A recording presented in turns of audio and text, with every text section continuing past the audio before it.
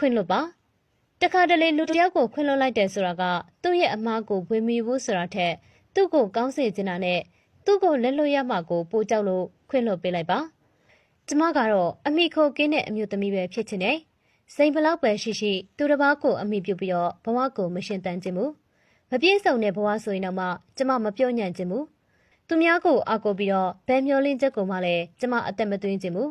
ဘဝမှာထမ်းပိုးထားတဲ့တာဝန်တွေအများကြီးရှိပါတယ်ဒါကြောင့်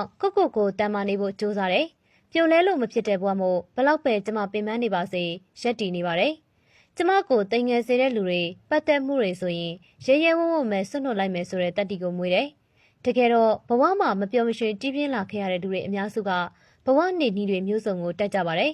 ဒါကြောင့်ကျမဂရုစိုက်ပြီးတော့ရှေ့ဆက်ရအောင်မယ်ဒီတန်တရားဘဝခီးကကြမ်းတမ်းနေလဲကျမရှောက်ရပါတယ်အယောင်ဆုံးတဲ့ဒီလောကကြီးထဲမှာနာကျင်ခြင်းကြားချုံခြင်းတွေရှိနေမယ်ဆိုရင်တော့မှကျမတယောက်တည်းပဲရှင်သန်မယ်ဒီလိုပါပဲနည်းနည်းတော့ပြောဖို့အတွက်အများကြီးစူးစမ်းရုန်းကန်နေရတာကိုပဲဘဝလို့ခေါ်ရမယ်ထင်ပါတယ်လိုအပ်ရင်ဘသူ့ကိုမှမျှော်ကိုးမနေဘဲနဲ့ကျမအားပေးနှစ်သိမ့်နေ